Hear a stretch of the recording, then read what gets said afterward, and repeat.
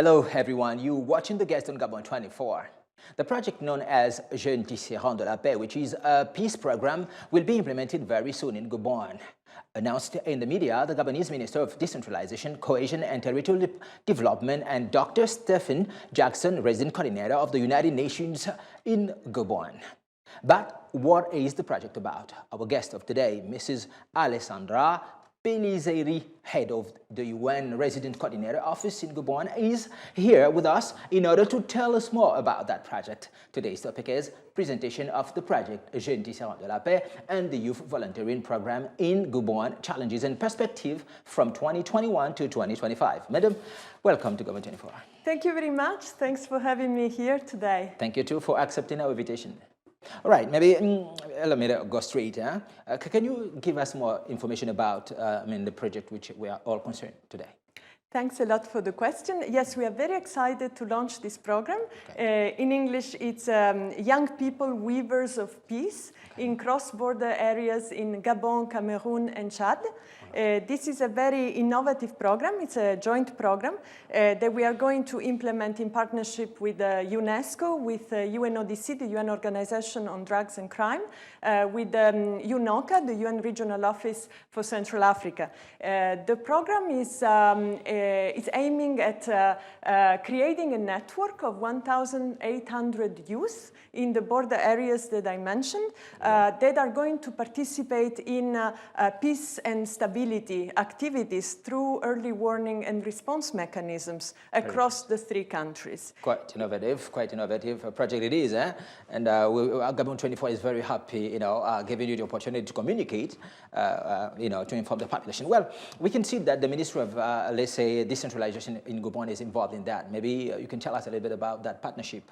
Sure. The Ministry of Decentralization, that is, by the way, a very active ministry and minister on this topic, is very much involved. It's the lead ministry for the project. It means that it signed the project on behalf of the government. Okay. And it will have at least 3 key roles in this project. First of all, it will help us by giving us strategic orientation in the implementation phase. Okay. It will also have a coordination role with the other national counterparts, ministries and civil society included, for the Gabon component. Okay. But they will also co-chair together with the resident coordinator the steering committee, the cross-border steering committee for the project that is going to be held in January, very soon. Quite a big project it is one more time again. Well, we know that the project has got a cross-border dimension, but the question we actually want to ask is, why didn't, as long as it's a pilot phase, why not launching it first of all in Gabon solely? Very good question. And so this is the whole interest of having a cross-border project as opposed to just a remote border project. Okay. And the reason is that cross-border areas in general are quite marginalized. Okay. There is very little investment that flows in these areas.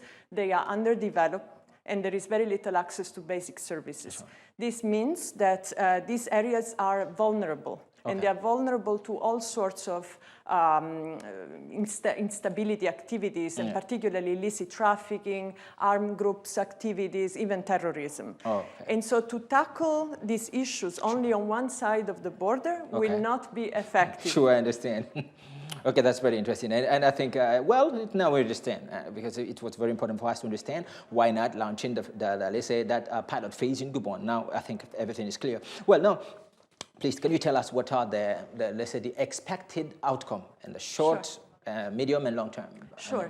In the short term, we want to create the capacities of these 1,800 peace weavers. Okay. So we want to select them, we want to train them, and we want to link them, and this is very important, to the MARAC system, which is the ECHA's early warning and response mechanism. Okay. So that they can make information go back to the central level and reinforce an institutional response to these drivers of instability in these regions.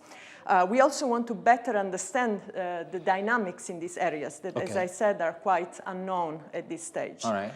In the medium term, we would like to have these networks up and running. So we want to put the 1,800 youth in touch through a systemic exchange of information systems, through using new technologies to do that, and exchange information so that they can be more effective. Okay. And we also want to, through this project, create employment opportunities for 160 vulnerable youth in these areas. Very interesting. In the long term, and Sure. this is quite interesting, Yeah, besides aiming at reaching something like 10,000, up to 10,000 communities, population in these communities, we also really want to achieve strengthening of social cohesion in these areas and trust between the communities and the local authorities, hence the role of the Ministry of Decentralization. That's very interesting, sure. But also to strengthen interstate cooperation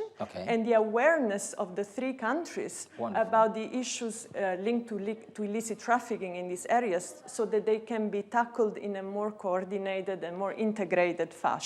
That's pretty interesting. That's pretty interesting. I mean, now, if you allow me to one more time ask you the question, concerning what's your appreciation concerning the youth of Gabon? Do you think, well, because it's kind of, I don't know whether it's I can say a competition, but as long as it's concerned, across bordering countries, maybe what do you think of the dynamism of the youth in Gabon? This is a very good question, and one I'm very passionate about. I've been here only 1 year, but I have been observing the youth in Gabon, and I found that the youth in Gabon is actually a very conscientious and awake youth that is really believing in the future. We have held for our UN at 75 celebrations a number of interactive dialogues with the youth. About 100 youth have been talking to us on their vision of the UN in the future, right now and in the future. And what we have observed from these interactions is that the youth in Gabon are perfectly ready to contribute to the Sustainable Development Goals. They just really need to have the tools and the space to do so. But it's a very savvy youth that knows a lot about geopolitical issues, social issues, developmental issues, and sustainable development in particular. So I'm very impressed with the youth in Gabon so far. Wonderful. Well, thank you one more time. Ladies and gentlemen, you're watching the Gaston Gabon 24, and we have in Mrs. Alessandra Pellizzeri from the UN, let's say United Nations office in Gabon, right? Pretty interesting. So let's talk a little bit about the 2020-25 youth volunteering program in Gabon. Oh, sure. So this is our flagship program in this stage that we are developing together with the Ministry of Youth. As you probably know, it has been a few years that we were trying to create a national youth corps of some sort here in Gabon. For a number of reasons, this corps hasn't seen the light yet. But COVID-19 actually is giving us a very good opportunity to renew this conversation. And so together with UNESCO and the UN Volunteer Program and the Ministry of Youth, we have adapted some initial ideas to the new needs that the situation of COVID has created for Gabon this year. So we would like to launch a program that targets 2,000 volunteers in 5 years with a cost of around $5 million. And this program would have two basic aims, two main goals. The first would be to use the energy and the commitment of the youth to deliver social services to vulnerable populations in Gabon. That could be COVID-related, for example, temperature taking, contact tracing, and delivery of meals to vulnerable populations, etc. But it could also be a very good vehicle for the professionalization of youth that are unemployed right now.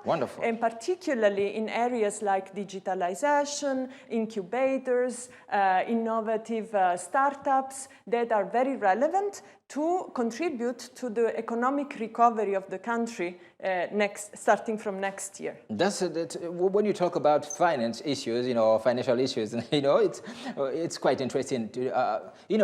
So most of the time, the viewers or people most of the time don't that much understand how volunteering functions. And maybe it's our time you told us a little bit if when we are engaged or when we have volunteering in an NGO, an association, should people have salaries in those projects you're going to be launching? Those young people who will be selected, will they receive any wage, any salary? So this is a very interesting question. It's one dear to my heart because I have been both a UN volunteer myself, but also a volunteer in general.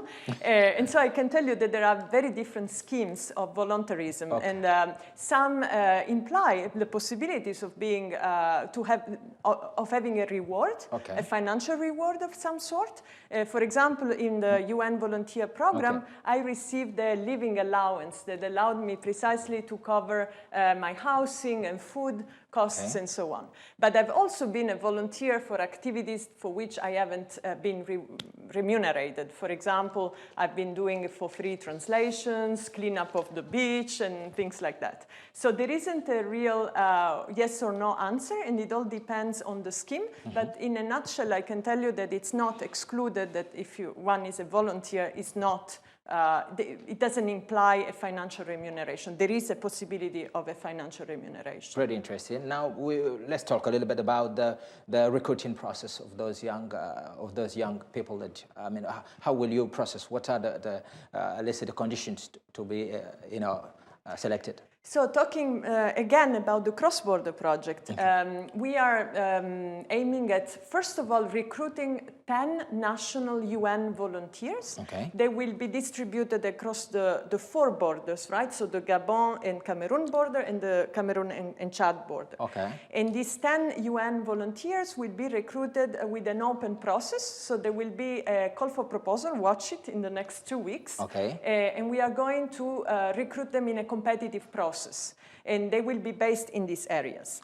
That's part of the first answer. But then we are also recruiting 1,800 youth. Wonderful. I'm sorry to cut you short. We've just come to the end of this television program. Maybe your conclusion. If you allow me. Your last word.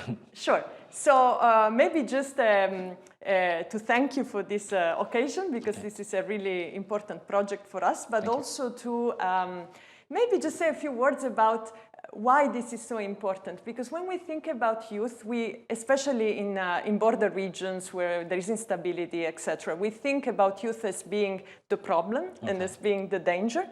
But studies like this, the missing piece that I recommend everybody to read, actually show that all around the world, the youth are really weavers of peace, and they are very active in this area, and they just need to be encouraged. They need to be praised for that, and in turn we will have a lot of benefits because there will be a much more strengthened confidence between the youth and the states and social cohesion in these vulnerable areas. Thank you one more time for accepting our invitation. We're very happy having you in this television program, right?